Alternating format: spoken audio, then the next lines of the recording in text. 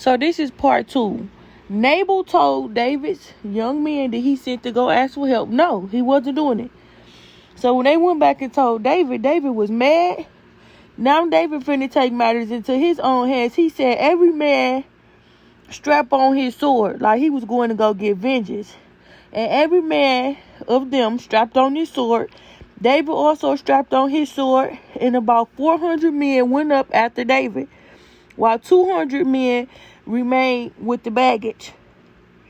So then it says, but one of the young men told Abigail, Nabal's wife, behold, David sent messengers out of the wilderness to greet our master, and he railed at them. Basically, he told them no. He was drunk. He had his head stuck up his behind. He was arrogant. He didn't want to help.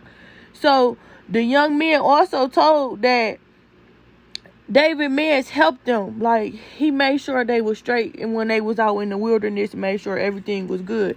So they basically knew that Nabal was wrong. So they went to tell the wife, because at this point, now since he said no, David finna go kill all of the men in their whole camp. So the wife, Abigail, took matters into her own hand, and she came and gave them, like, she got up a bunch of stuff, like all kind of stuff she packed up, and she went to go see him herself. So she also sent some servants to go out before her, and then she was going to come behind. So no, Abigail never told her husband that she was taking his stuff out of his house and go giving it to David. So it says, as soon as she rode on the donkey and came down uncover of the mountain, behold, David and his men came down toward her, and she met them. Now David had said, surely in vain I have guarded all that this fellow has in the wilderness, and nothing was missing, and all of that belonged to him. He has returned me evil for good. So basically he's telling her, like, I did so much good for him, and in return he just been evil to me. So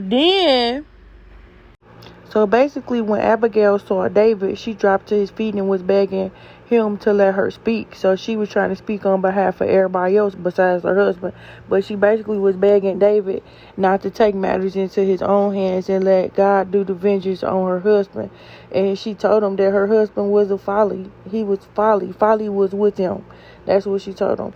But I, your servant, did not see the young men who you sent.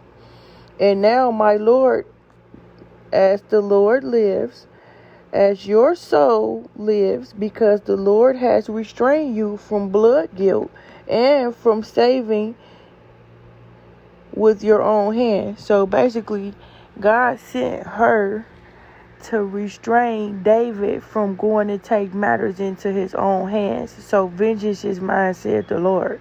So David got all the stuff that Abigail brought to him. So then he felt a little bit better about the situation, because he felt like he got what he was owed, because if it was left up to Nabal, he wasn't giving him nothing.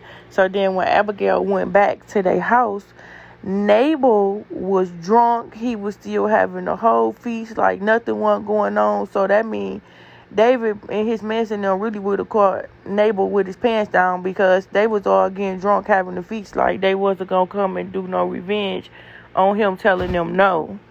So then